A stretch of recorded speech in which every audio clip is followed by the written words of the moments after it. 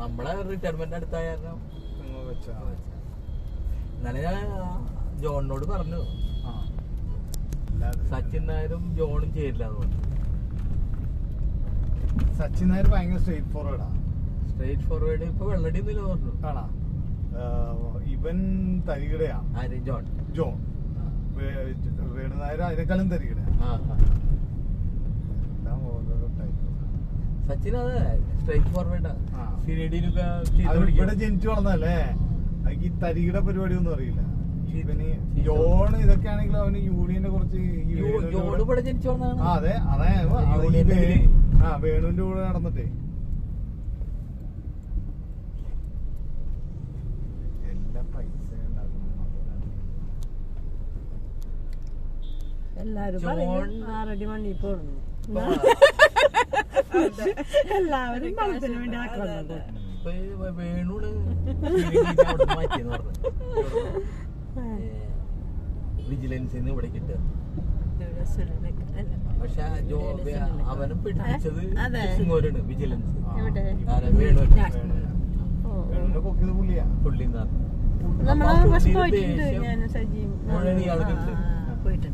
ഞങ്ങൾക്ക് ദേഷ്യം വന്ന വിടൂല. നാട്ടിൽ പോകുമ്പോഴേ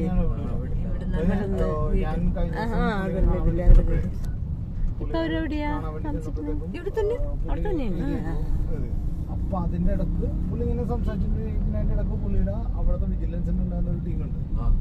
ആ പുള്ളി വന്നു. അപ്പൊ തന്നെ പുള്ളിയുടെ ലാംഗ്വേജ് മാറി. നമ്മളായിട്ട് സംസാരിക്കുന്ന ആ ഒരു ലാംഗ്വേജ് പുള്ളി മാറി. ഡിസ്കസ് കറോ ഓർ ബാത് മേ ബുലായകത്ത ബാന അതിനെ പുറത്തേക്ക് വിട്ടു. അത് കഴിഞ്ഞ് പിന്നെ ചെന്നപ്പോഴത്തേക്ക് അയാൾ ഭയങ്കര കൂളായിട്ട് സംസാരിച്ചു. എന്നിട്ട് എൻ്റെ അടുത്ത് പറഞ്ഞു അവിടെ ഇരിക്കാൻ പറഞ്ഞു. പിന്നെ എന്നിട്ട് എൻ്റെ അടുത്ത് വിശേഷം ചോദിച്ചു. കൈസ ചൽ രഹേ ഉധർ ലോണാവാല മേ ക്യാ ഹൈ ബാക്കി ക്യാ ദിക്കത്ത് ക്യാ ഹൈ എന്നൊക്കെ ചോദിച്ചു. പുള്ളി എന്നിട്ട് പിന്നെ ഈ വീൽ സ്കിഡിന്റെ കേസ് പറഞ്ഞു. വീൽ സ്കിഡ് കേസ് അന്നൊക്കെ അത് കഴിഞ്ഞപ്പോഴത്തേക്കും ഭയങ്കര കൂളായിട്ട് പുള്ളി വർത്തമാനം പറഞ്ഞു. ഈ വീൽ സ്കിഡ് വണ്ടി ഉണ്ടായിരുന്നു പ്രേം സാഗറിന്റെ ഇപ്പൊ ഷെഡി കിടക്കണം. പറയണ എത്ര വണ്ടിയാന്ന് എന്ത് പറഞ്ഞു വീൽ സ്കിഡിന്റെ കാര്യം പറഞ്ഞു. नया लोग ഞാൻ പറഞ്ഞു सर अभी जितना भी केस हुआ कोई भी नया लोग नहीं ना लोग तो कैसे हो रहा है ज्यादा ओवर कॉन्फिडेंस हो रहा है उसको ആര് പറഞ്ഞു? ശരി അല്ല ഞാൻ പറഞ്ഞ പുള്ളി ചോദിച്ചു എന്താണ് അങ്ങനെ വരാൻ കാരണം.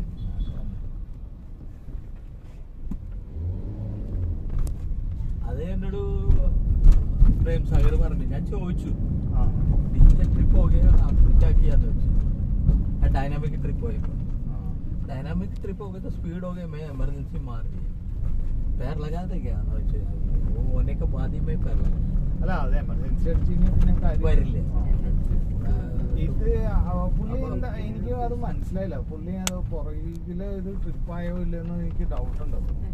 പുറകില് ഇതേ പുറകിലത് ട്രിപ്പ് ആയിട്ടുണ്ടോ ഡൈനാമിക് അല്ലെങ്കിൽ ട്രിപ്പ് ആയെന്ന് വെച്ചാൽ നോച്ച് ഡൗൺ ആയി. അത് നോച്ച് ഡൗൺ എന്ന് പറഞ്ഞാൽ ചിലപ്പോ അത് ജീറോയിലേക്ക് പോകും. ജീറോയില് വന്നില്ല 7 വെച്ചിട്ടുണ്ട്.